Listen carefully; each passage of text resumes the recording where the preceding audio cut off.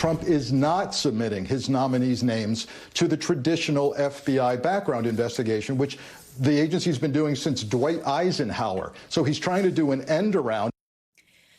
House Democrats are proposing a new bill to ensure the FBI's role in thoroughly vetting political appointees for the executive office of the president. The legislation comes amid reports President-elect Trump intends to bypass the Bureau for conducting background checks. Among other provisions, the bill requires all White House employees get approved for a security clearance by the FBI. Joining me now is one of the two lawmakers who proposed that bill, California Congressman Ted Lieu. He is a member of the Judiciary and Foreign Affairs Committees, and it's awfully good to see you, as always, my friend. So you say you are introducing this legislation because during his first presidency, Trump abused the security clearance process by appointing members of his own family to senior staff positions and gave staffers and family members access to classified information despite serious objections by career staff. What powers does your bill give Congress and the DOJ to guarantee appointees are properly vetted, and which current Trump picks are you particularly concerned about? Big question. Take it away.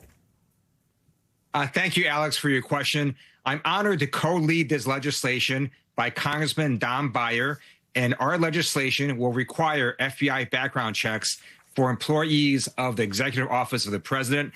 These are high-level officials, and traditionally in both Democratic and Republican administrations, with the exception of Trump administration, people who have gone through FBI background checks. And if the incoming administration doesn't want to do this, then we have to ask, what are they hiding from the American people? Why don't they want these high-level appointees to go through the standard FBI background check? This is good governance. It shouldn't even be a partisan issue. It's simply common sense. Listen, it was a big question. Are there specific names that you're particularly focused upon? Because you're like, they need FBI clearance. Well, I'll just give you some examples of positions in the White House. They're, first of all, very high level because they have a direct line to the president. But you have folks like the Office of Management and Budget, who you highlighted earlier, the trade ambassador. There's lots of folks who work right near the president, and you would want them to have an FBI background check. So it is a lot of people in the White House, and this is basically a common sense bill. And it shouldn't be partisan because both administrations of both parties have been doing this for decades. Shouldn't be partisan, but does this bill have any chance of advancing in the Republican-controlled Congress? And if it gets passed, can President-elect Trump override the FBI's recommendation? Well, certainly the president has veto power. However, the U.S. Congress is going to be closely divided. We have essentially a bigger Democratic set of members at the beginning of next term than we had at the beginning of this term. And it's going to be a very divided Congress. And if some Republicans join this common sense bill, then we're going to be able to pass it off the House floor. All right, let's look at Trump's pick for Defense Secretary Pete Hegseth. Besides being underqualified for overseeing a bureaucracy of more than 2 million personnel, he does stand accused of sexually assaulting a woman in 2017. Now, again, he denies any wrongdoing, but acknowledges paying her to sign a non-disclosure agreement. And this is on top of his opposition to women serving in combat roles and discussing in one of his books the prospect of violent civil war against the left. So what do you see as being the dangers of Pete Hegseth leading the Pentagon? And do you expect enough Senate Republicans to vote against confirming him?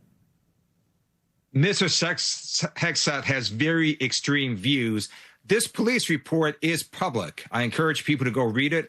What the report documents is that Hegseth was visibly intoxicated at a hotel bar.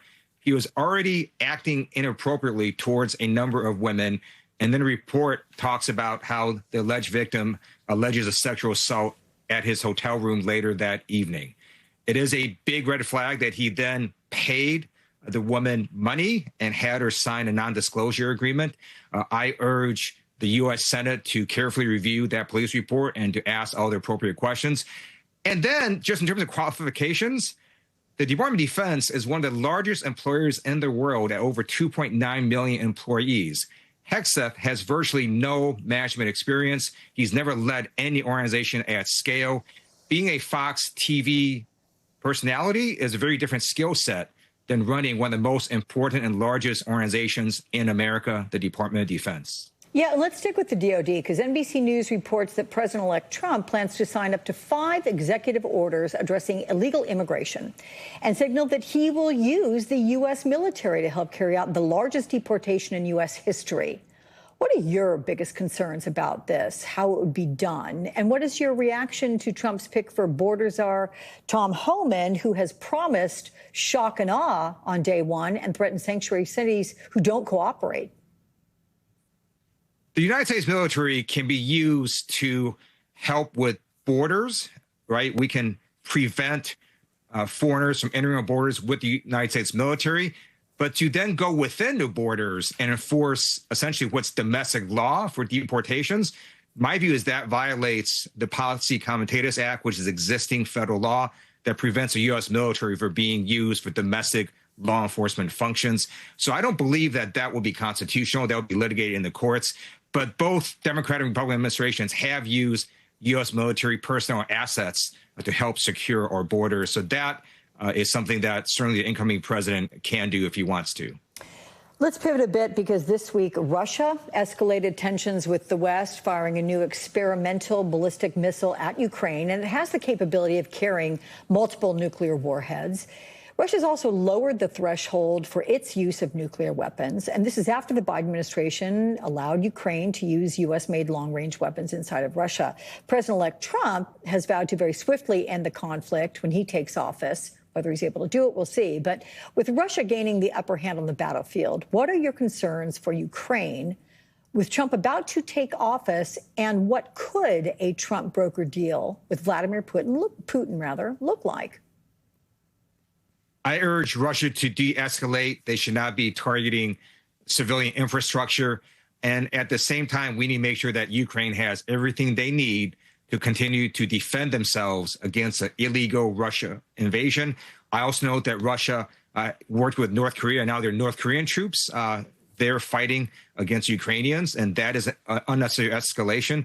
So I urge both Russia and North Korea to de-escalate, and for the United States and NATO to continue to give Ukraine what it needs to defend itself against Russian aggression. All right. California Representative Ted Lieu, it's always good to see you. Thank you so much for joining us.